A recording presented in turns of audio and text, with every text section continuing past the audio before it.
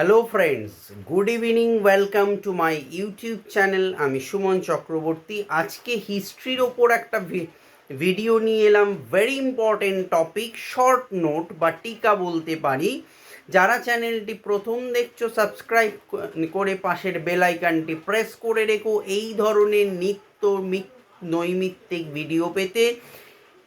এবং চ্যানেলের প্লেলিস্টে যাও, যারা কম্পিটিটিভ প্রিপারেশন নিচ্ছ তাদের জন্য ডেইলি ওয়াইজের আমি টপিক ওয়াইজ ভিডিও দেখছি। অবশ্যই দেখো, আমি আশা করছি তোমরা বেনিফিটেড হবে। So let's start the video. যদি কেউ পার্সোনালি আমার সাথে টিউশন সংক্রান্ত কন্ট্যাক্ট করতে চাও, দেন কন্ট্যাক্ট মি 8910618541। সো আজকের প্রশ্ন হলো, সম্রাট অশোকের ধম্ম বিজয় নীতি আলোচনা করো। সংক্ষেপে বলবো, খুব বড় বলছি না।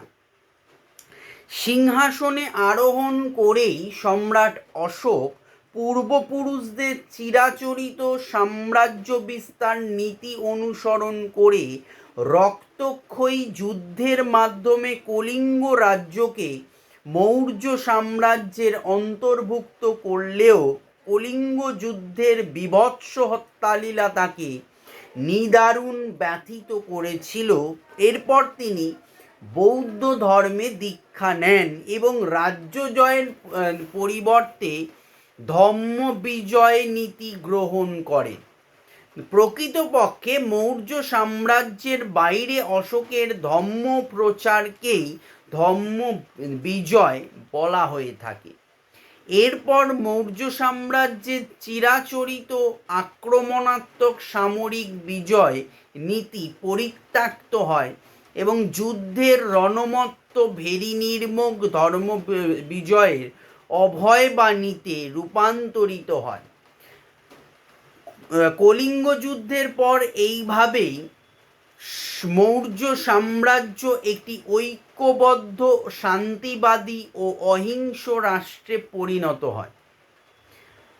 অশোক তার ধম্ম বিজয় নীতি অনুসরণ করে সুদূর দক্ষিণের চোল, পাণ্ড্য, কেরলপুত্র, সত্যপুত্র এবং গ্রিস, এশিয়া ও আফ্রিকার বিভিন্ন দেশে ধর্মদূত পাঠান এবং মিত্রতা গড়ে তোলেন।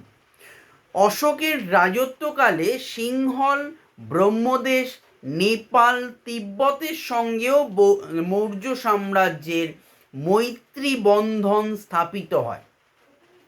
ধর্মপ্রচার ও কূটনৈতিক সম্পর্কের উন্নতির জন্য তিনি পশ্চিম এশিয়ার গ্রিক রাজ্যগুলিতে দূত পাঠান। অশোকের ধম্ম বিজয় নীতির ফলশ্রুতিতে বহির্ভারতের এক বিস্তীর্ণ অঞ্চলের সঙ্গে ভারতের সাংস্কৃতিক ঐক্য সাধিত হয়।